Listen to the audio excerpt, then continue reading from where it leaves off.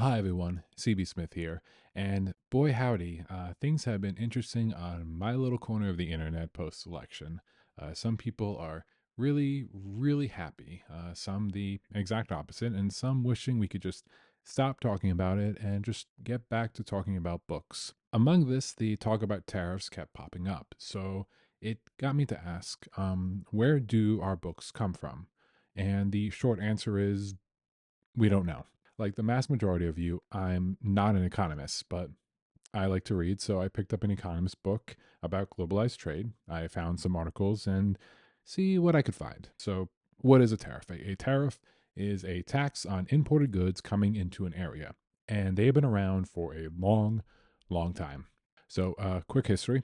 Merchants moving along the Silk Road connecting East Asia and Western Europe started around 130 BCE, and they would find themselves paying taxes when passing through different territories. This would affect the price of those goods the merchant is selling. The further you had to travel, the more different taxes paid and the more expensive the goods. So, those tropes in fantasy stories that we like so much of the mysterious merchant selling strange objects from far away for a high price has its origins here in real life. Got something that might interest you. Flash forward, and tariffs were actually the first real big rebellion the American colonies did against the British Empire, refusing to pay the tariff on molasses in the 1730s. Fast forward again, and books weren't really taxed coming into the US until the 1840s, and what came after that was a 50-year-long fight back and forth to lift that tax, with one impassioned reader, a scientist, during a committee meeting, accused the United States of putting a quote, taxation on knowledge. Cut to 6 years ago in the Trump presidency, the first one, not this one, was proposing putting a tax hike on imported goods from China, including books. Now, books are usually protected from tariff hikes like this in the past, and eventually enough pleads and a different president stopped this tax hike on books. With tariffs back in discussion, it just got me wondering, despite being made of paper, books don't grow on trees, so where do they come from? To start this journey, I picked up the spiciest book on my wife's bookshelf and came upon the credits in the beginning to see that the book was printed in the US. Simple enough, problem solved, we found out. But when I turned to one of my silly sci fi books I have, it says that it was manufactured in the US. To you and me, that doesn't mean much of a difference. Turns out it kind of does to the Federal Trade Commission. The FTC doesn't actually investigate every single product that claims to be made or printed in the US unless a complaint is made, but there are guidelines. To be considered to have the Made in the US title, the product has to be made in the US, quote, all or virtually all, unquote. The example the FTC uses is that a lamp made with all of the materials in the US except for the base of the lamp, that can still come in from somewhere else.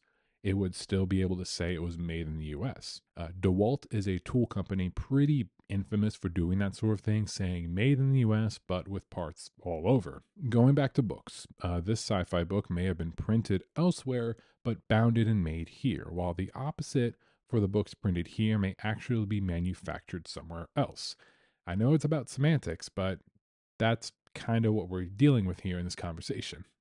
Now, during my readings, I learned that the technique for printing children's books and creating cardboard bound books is an actual lost technique in the United States, relying almost entirely on overseas production to be able to make them.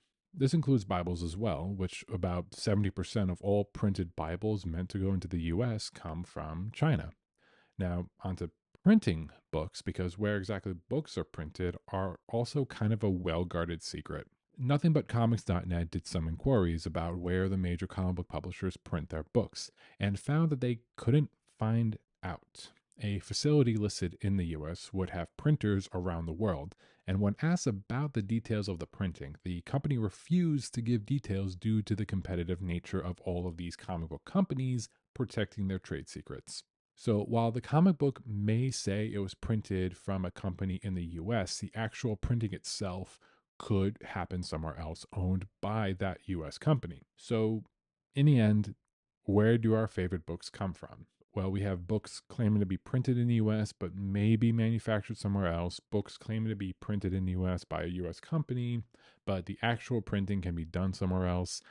Techniques to print different types of books, like children's books and Bibles, are almost entirely done somewhere else. And the FTC saying that a made in the US label can still be made with non US parts, which needs a complaint to be investigated. So, what to make with all of this? Just woke up to see that President Trump was reelected, and that means that $10 paperbacks are back on the way.